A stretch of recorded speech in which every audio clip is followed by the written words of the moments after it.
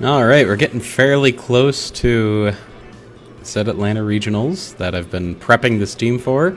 Made a couple of tweaks between yesterday and today. Did a couple of things that I've been thinking of doing.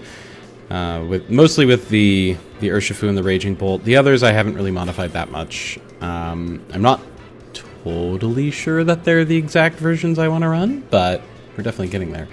Okay, so we've got a Sun team with the Jump Luff support. Yeah, because that's a thing. No particular love for Jump Luff on this side of the board. I just know. I respect what it can do, but I don't like it. Alright, what do I want to do? You could be very effective. I think we're going to lead with Weezing and Ogerpon. Because Ogerpon, if they don't have Sun Up, Ogerpon has a pretty solid matchup into most of that. And I think we're going to stick Mithrandir in there. I mean, I could lead with... Actually, no. We'll lead with those two. As well. Yeah. Lead with those. No.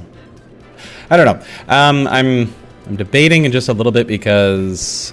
Honestly, Ogerpon has a pretty solid matchup into most of those as long as the sun isn't up. You know what? We're going to roll with that. No, we're going to try that out. We're going to do Ogerpon while the sun is not up, and then we'll have those two for closeout if/when the sun gets up. Boom. Love it. Okay. So the hope here is very much that we can deny sun coming up. Ogerpon can do lots of damage with some support from Weezing, who will probably be asleep in the first turn if the Jump Luff is doing Jump Luff things. And that's fine. That's very fine. If the Ogerpon isn't, or if the Weezing is not asleep in the first turn, that's cool. The question here, though, comes down to, do I go for a Sludge Bomb into the Jump Luff, which definitely appeals, or do I go for a burn into the Groudon? You know what? I think we go for the risk. We go for the burn into the Groudon, and we follow it up with an Ivy Cudgel, and we just see what happens. Because yeah, they could totally just drop a Tailwind, which they probably will, followed by a Preposis Blades, which is entirely possible. I think Weezing can take it. If I'm wrong, then I'm wrong. Okay, that's probably a Terra-Fire into the Groudon. Very sad times, because no burn for him. Oh, what a surprise. Still, it was worth it. It's always very amusing when you catch those things that are normally Terra-Fire with a Will-O-Wisp before they have a chance to Terra. It really is funny. Okay, well, let's see how this goes. I wonder if this is an Eruption one. No, it's a... What? Are you trying to barbecue my Ogerpon? I don't appreciate that. And my Ogerpon doesn't appreciate that very much either. Have an Ivy Cudgel. What a rude, giant, fiery lizard thing. Okay. I think this is actually a good time to Poison Gas, and I think we're just going to... I'm on a Spiky Shield here. No. Actually, we're going to Poison Gas, and we're going to swap in the Raging Bolt. And the thought process here is that...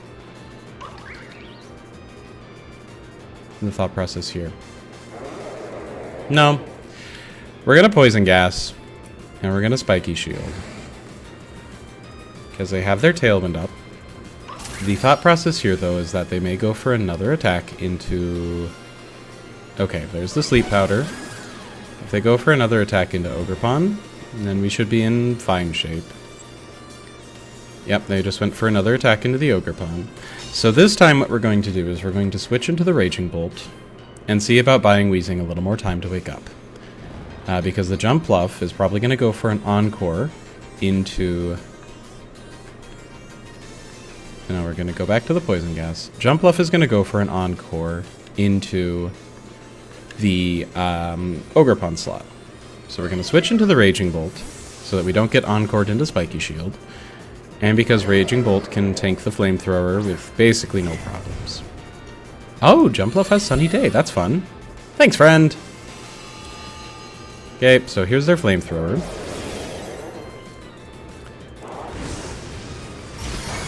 tanked it quite well. Not amazingly, but well enough. Well enough. Okay, and at this point, definitely clicking that and going to click Thunderclap because I would like to see about... there we go. That's what we were looking for. Okay, so Flutter Mane is coming out. And we know right now that this Jumpluff has Tailwind. It has... So Jumpluff has Tailwind, Sleep Powder, Sunny Day, and a fourth move that we haven't seen yet. Weezing woke up. Yeah! That's what we like to see. Okay, so we got the poison gas off. That is a beautiful, beautiful thing. Okay. Yeah, we're in a decent spot. We're in a decent spot. So we haven't spent our Terra yet. We could Terra the Raging Bolt to be able to take the hit. Tailwind is gone. Nobody has Protosynthesis yet. I think we're just going to actually... We're going to rely on Raging Bolt's natural durability to get disappeared in one turn. Okay, well, at least we tried it. Let's see what the Jumpluff decides to go for. It's going for a Sleep Powder. No, you rude thing. Okay. That being said, guess what they didn't set up? Tailwind. Alright, they didn't set up Tailwind, and they gave a free switch in to Calyrex. And they've also spent their Terra. They have no Focus Sashes on this field. I think it's sweeping time. Bring forth the broom, friends. Alright, giddy up. So, Calyrex coming out here. The play is we go Terra Ghost, we click Astral Barrage until the game ends. Weezing, you're doing an amazing job. There's our Terra Ghost, here's our Astral Barrage. Goodbye, other side of the field. And yeah, Toby, thank you for the great game. Obviously, the game's not over yet. There are still things that could potentially shake this up. However, since they've already spent their Terra, and since they did not take that turn to reset speed control, I think we are in a checkmate position. Let us see, though, if Toby can prove me wrong. Alright. Out comes the Astral Barrage. That's going to be super effective into the Flutter Mane. It drops both of them. That's a +2 special attack. That critical hit might have mattered depending on how the Jumpluff was trained. That critical hit might have mattered. I will very much give it that. Weezing is going to take its mandatory sleep turn. Here. Oh! I was wrong. I miscounted my own sleep turns. Oh, I might need to have a notepad in Atlanta. Make sure that I keep track of my sleep turns a little better. It's Incineroar! It's the Incinerator himself. Incineroar-rator. Yeah, that being said, this is very much just a... This is a Poison Gas and Astral Barrage turn, because they can't fake out into the Calyrex, even if it's an Assault Vest. Yep, there we go. Even if it was an Assault Vest Incineroar, it's going to take at least 50%, most likely, from a +2 Terra Ghost Astral Barrage. And Groudon could protect for the one turn, but couldn't protect for 2 turns in a row. Calyrex with the Focus Sash is going to survive at least one hit.